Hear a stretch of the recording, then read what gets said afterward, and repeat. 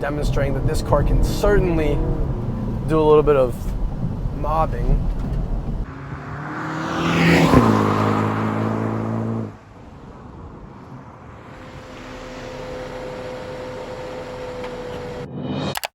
What is up, guys? Today I am in a 2022 Mini Cooper Hardtop 4-door. That's 8 doors, but the 4-door version of the Mini Cooper, the classic small Mini Cooper Hardtop. And pretty recently I was in the 2-door version. Unfortunately, I wasn't feeling so great that day, and I ended up taking a route that caught me in a lot of traffic. So I figured, why not get out into a bit more of an open canyon situation and review the 4-door version and kind of discuss my thoughts on the 4-door. I've in my personal life been openly against the 4-door hardtop, but this car has slightly changed my mind after having spent some time with it. So let's get it out onto the road and let's discuss even more.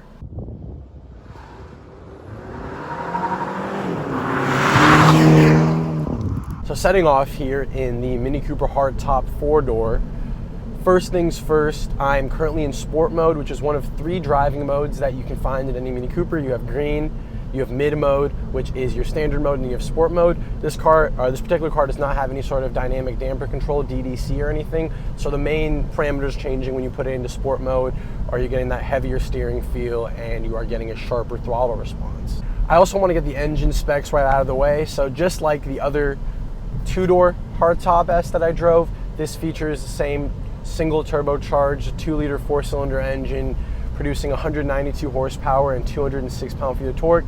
It's sourced from BMW, so it's a fairly familiar engine, and it's paired to a 7-speed dual clutch automatic transmission, and drives the front wheels, because these small hardtop models only come in front wheel drive. Even the 306 horsepower GP3 model still only front wheel drive.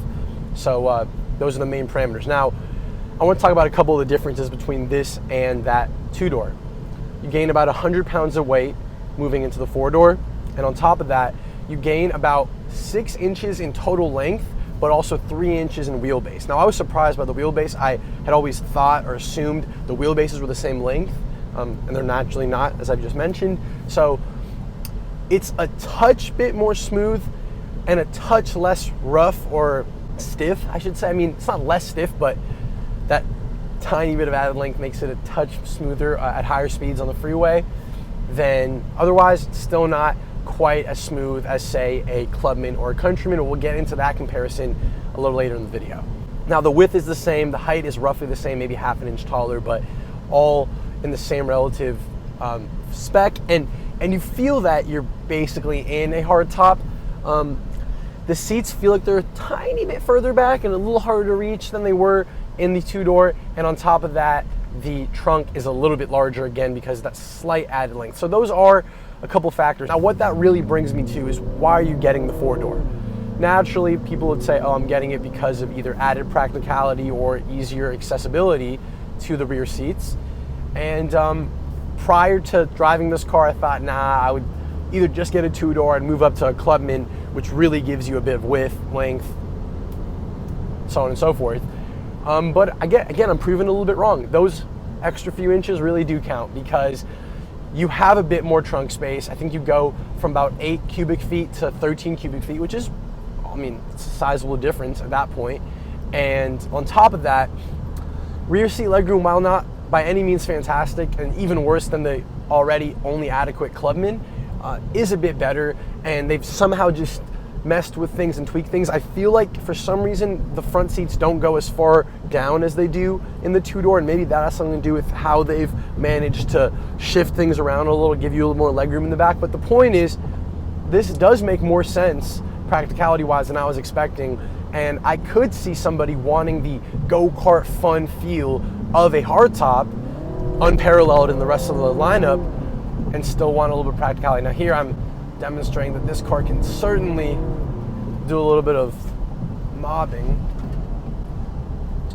Not anything ridiculous, but taking turns at a decent speed. And that brings me to another fact, which is that the 4-door, which was first introduced in 2017, only comes in a base and an S. So this is basically a top of the line 4-door hardtop you can get, while the two-door hardtop not only comes in that JCW John Cooper Works model, but did as well last year come in that exclusive GP model, which is like bonkers Mini Cooper status. So this isn't going to be quite as hardcore as a two-door, especially if you're comparing it to a JCW. But the other good news is the price is basically the same as a S two-door. So it's about $800-900 more starting to get into a four-door.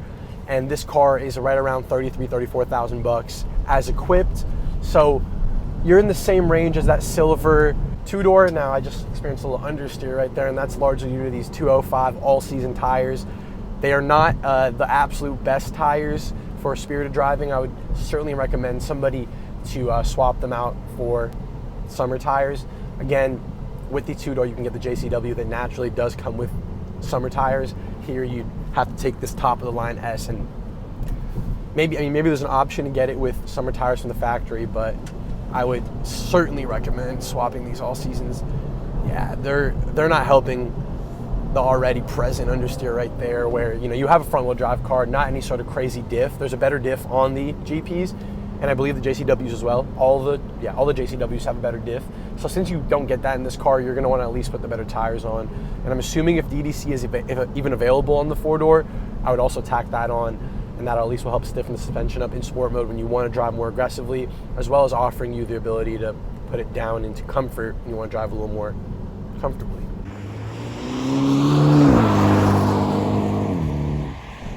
Now, I kind of brushed on the size and space on the inside, and while I do believe there's a tiny bit of added legroom, or at the very least easier access to the rear than there is in the two-door, you still don't get very fantastic cup holder storage and whatnot. It's basically the same as the two-door. So let's jump into a little tall boy test and see if this does any better than the two-door. Hint, it doesn't. Here you go.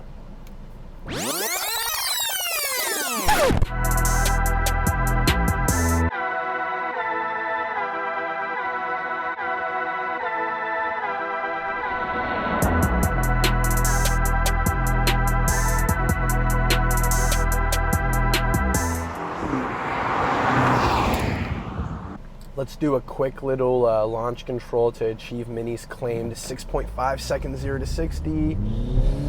Not looking too good on this rough surface. And there's 60. That was definitely slower than 6.5 seconds. Bit of a rough start there, a little bumpy the earlier part of the road. But I can imagine this car with a better launch can do about a mid 6 seconds 0 to 60.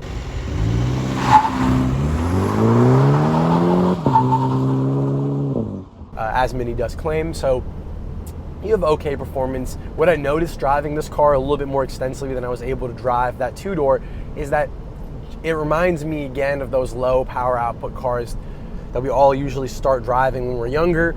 It labors a lot more, getting past about 75, 85 in that range, trying to push past that. Not that you should, but it just doesn't get to those crazy triple-digit speeds as quickly or as easily as a six-cylinder car, or just a higher power output, extremely strung out four-cylinder that you'll find in the likes of, say, an AMG or other even VW products these days. Let me do one more launch to make good on my promise. Okay, this feels a little faster. Okay, that was 60. I said that a half a second late. It's not too bad, okay? Picks up, gets to that 80, 90 mile an hour area pretty easily. That's where it begins to labor going past that. Again, how often are you going past about 80 or 90 on public roads? Now that is certainly not a huge downside, especially when you consider the main benefit of this car is that small go-kart-like feel that you still get by it being a hardtop. And in that sense, it does kind of tote the line between the Clubman, which I think is the better looking, as well as even more practical Mini Cooper option or Mini option.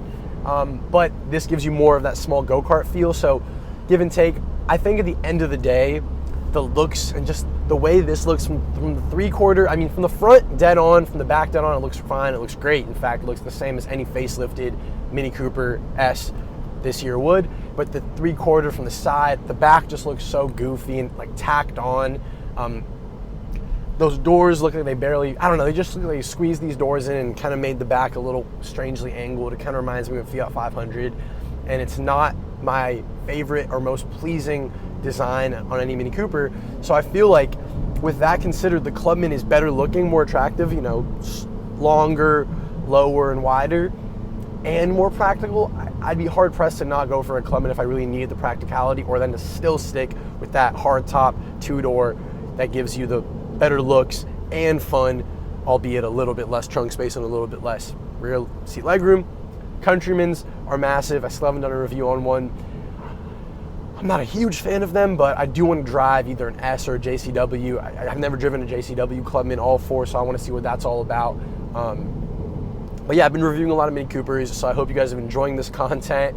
Try to keep this one a little bit more quick and demonstrate some of the pros and cons. I was pleasantly surprised by the slight added practicality over the base, as well as how this still keeps that go-kart-like feel from the base alive at a decent price, and in a pretty clean package here with a little bit of chrome accents, in contrast to that 2-door with the light color with the blacked out accents. So it's a fun car.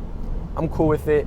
If you guys want to see a couple more details about this facelift, you can go over to that 2-door video where I go into it a bit more in depth, and I explain the infotainment that has touchscreen now and the slightly revised front end. No more fog lights. Now you have those air vents on the side that feed air into the front wheel wells. So a little different looking, still very clean, and still a pleasant car if you're interested in a little quirky small hot hatch.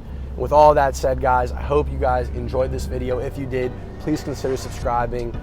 Like, comment down below. Let me know what you guys want to see. I'll do my best to make it happen. And as always, this is Rio. Peace out.